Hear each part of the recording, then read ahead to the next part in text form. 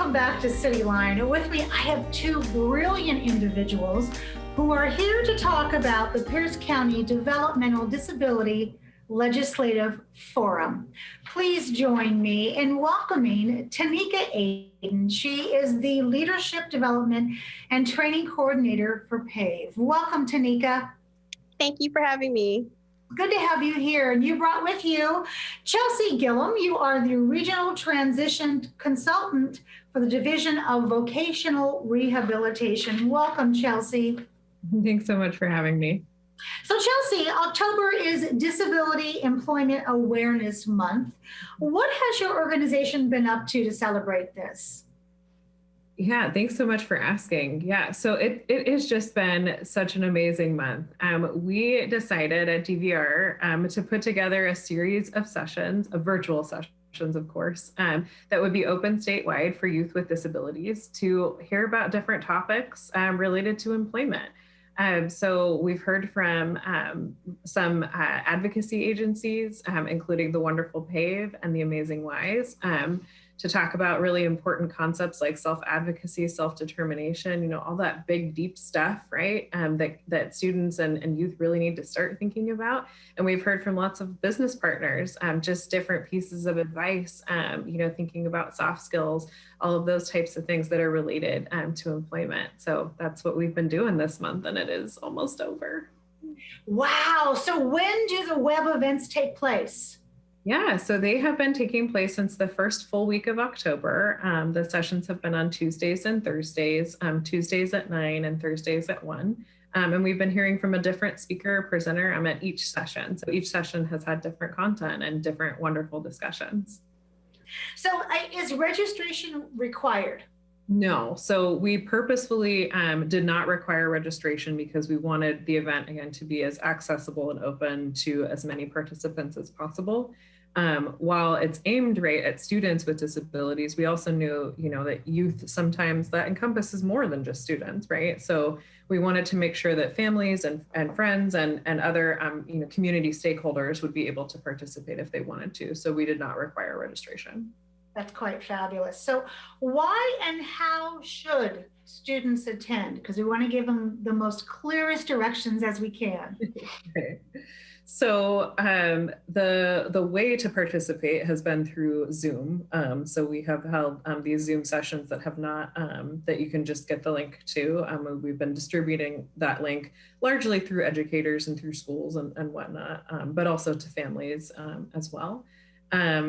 And why they should participate is just really, there's been such amazing dialogue between participants and presenters about their different industries, about their individual experiences, and really how those things pertain not just to folks' experiences as people with disabilities, but just as people seeking employment, right? As people exploring interests and whatnot, because I think that's what's really key here, right? We want students not just to think of themselves, right, being defined by labels, right, that they've been given either through the school system or their own experiences, right? We want them to think of themselves as future filmmakers, as future, head chefs, as future, whatever it is, right, that's going to be meaningful to someone. So, and I just based on the questions, that students have asked and teachers have asked and family members have asked during the sessions, I think it's been really inspiring for a lot of folks who've joined.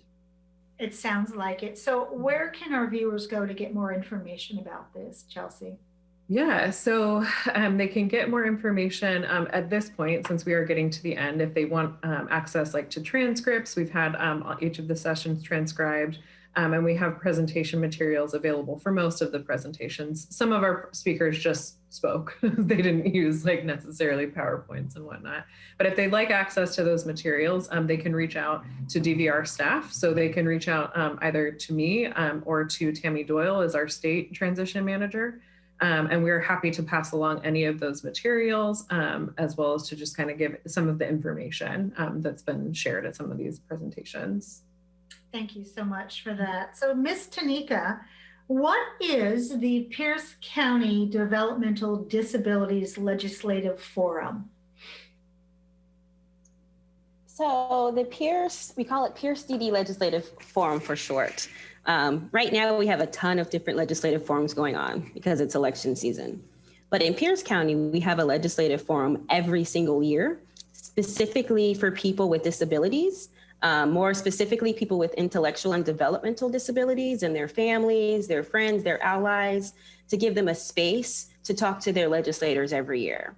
There's a lot of barriers in place for folks who have IDD and disabilities. So sometimes they can't get down to Olympia. They might need a caregiver. There's just a lot of challenges. So this brings our legislator to Pierce County so our residents can go to Pierce County and talk to their legislators. So when you think about, all the beautiful barriers that you have dropped down, then that begs the question of why should people attend this event? This year specifically, we're going through it, right? This is a big year. This is a different year. None of us have had to go through something like COVID. And with budget cuts coming up, it affects the disabilities community a lot. And so it's important to talk to your legislators and let them know how it affects people with disabilities. So it's important that people's voices be heard because otherwise they don't know. They're just going to assume, okay, people are making it, they're okay, they've got the resources and tools that they need when they don't. So when we don't voice that and let them know what our concerns are, they have no clue. And they're here to represent us, right? I mean, they're our representatives. So it's important that they hear from us what we need. I love that. So walk me through what attendees can expect. Just kind of give us like a GoPro Zoom point of view of what we will experience. Sure. So this year it's a little bit different, of course. We're doing it all virtual. So in the beginning, we're going to have like a little pre-funk, get to know you, come sign in at like 6 o'clock. We'll have some fun. You can talk to other people in Pierce County, just kind of an interactive time. And then the actual program is going to run from 6:30 to 8:30. The first hour, we're going to hear amazing stories from advocates, from people in the community, what they've been going through during COVID. Someone's going to receive a reward called the Chelsie Award. And we're going to have some great legislative speakers as well during that first hour. Then the second hour it's all about talking to your legislators. So people are actually going to be broken out into breakout rooms in their legislative districts, and they can talk to their legislators. And they're going to have half an hour, 45 minutes to an hour to have time to actually talk one-on-one with their legislators. And that's going to wrap our night up. Wow. I mean, okay, so if that wasn't enough to get you there, I don't know what would. Winning the lottery to be in a breakout room with somebody who you can talk with about your community and a person who can make a difference. That doesn't even happen non-COVID. So good on this. So Tanika, one of my last questions for you is what will be discussed at the forum? Because you had some heavy hitters at the forum last year. We are, it's really about keeping what we have at this point, just making sure legislators know what kind of supports people need now, right? Letting them know what school age families need right now, letting them know people who live in supported living, what they need right now. So it's really just about what folks with IDD and of disabilities, what they need right now. So the conversation is all about the people. We're not going in with a script. We're going in being real and having real conversations with the legislators that make these decisions that are going to affect us. So our audience needs to get those questions written out and honed and get their finger on the button so that question can come up. Is that what you're saying to us? Yeah, definitely come prepared with questions, whatever you'd like to talk to your legislator about. Don't be shy. They want to hear from you. That's why they're here.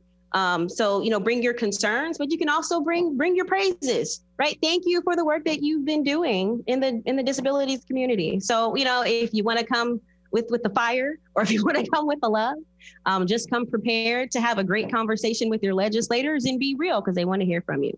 And we want your voices to be heard.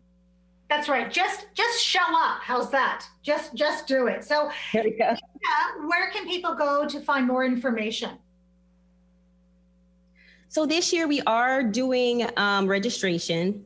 you can go to piercelegislativeforum.org and sign up to register. And there's also updates on what we're doing. It's actually coming up pretty quick, so there's not too many more updates that are coming, but just go to piercelegislativeforum.org and you can sign up to register and get the latest updates. And then we'll send you the Zoom link and we'll send you the information and your packet and your materials after you sign up for the event.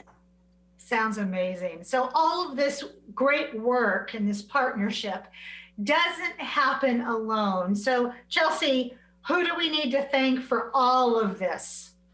Oh man, I've got some folks just to highlight on DVR's end for helping with NDEAM, which is again the helpful abbreviation of the Disability Employment Awareness Month. But I just want to preface this by saying, right, there's always more folks to be thanked than we ever have any amount of time for. So just know, even if you're not acknowledged like in this specific moment or whatever, it doesn't mean that we don't know that your contribution matters. DVR, we would really just we want to thank Cave and Wise for setting up our event to be just a really positive experience for students and having them thinking about themselves as learners, as future workers, really kind of those positive identity terms.